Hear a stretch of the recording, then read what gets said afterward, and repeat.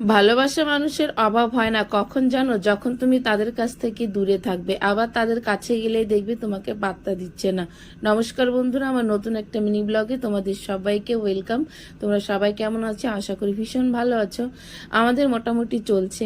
আমি কিছুদিন আগে গিয়েছিলাম ওয়েস্ট বেঙ্গলে গিয়েছিলাম আমার বাপের বাড়ি, যেহেতু আমি অনেক দূরে থাকি মা বাবার কাছ থেকে দিল্লিতে। তাই আজকে রিটার্ন চলে এসেছি। আজকে নয়, এক সপ্তাহের মতো হলো চলে এসেছি।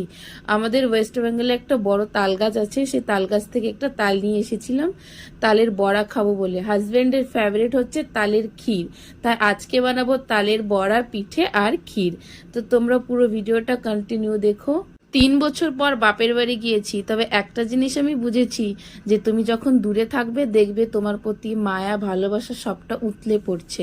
যখন তুমি তাদের কাছে যাবে তখন দেখবে একদমই তারা তোমাকে আর পাত্তা দিচ্ছে না। তেমন আপনজন থাকে, যেহেতু কেন মা বাবা বলে তো সংসার হয় না, সংসারটা যেহেতু অনেকজন মিলেই হয়।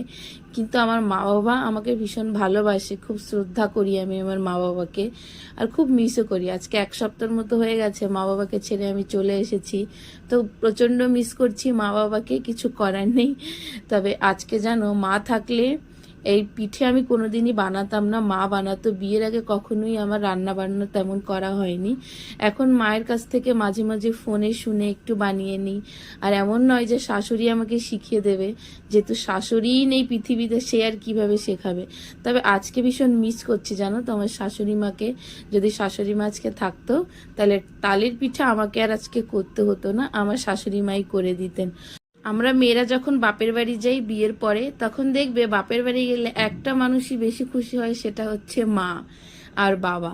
মা বাবাই ভাবে যে আমার মেয়ে এসেছে, জামাই এসেছে, মেয়ের ছেলে মেয়ে এসেছে, নাতি নাতনি সবাইকে ভালো মন্দ খাওয়াতে হবে।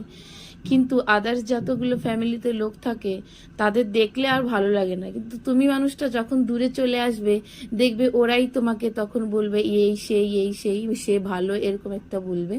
কিন্তু আমি বলি যে তোমার কাছে গেলে তুমি যখন ভালোবাসতে পারোনি, তাহলে দূরে আসার পরে কেন ভালোবাসতে চাইছো? ওরকম ভালোবাসাটা না বাসলেই হয় বলো। চলো, আমার তালের পিঠে রেডি হয়ে গেছে, ছেলেকে দিলাম, হেভি টেস্টি। ছেলে বললো আমার মিনি ব্লগটা কেমন লাগছে প্লিজ কমেন্ট করে বলো। বাই বাই, তোমাদের সঙ্গে দেখা হবে নেক্সট ব্লগে।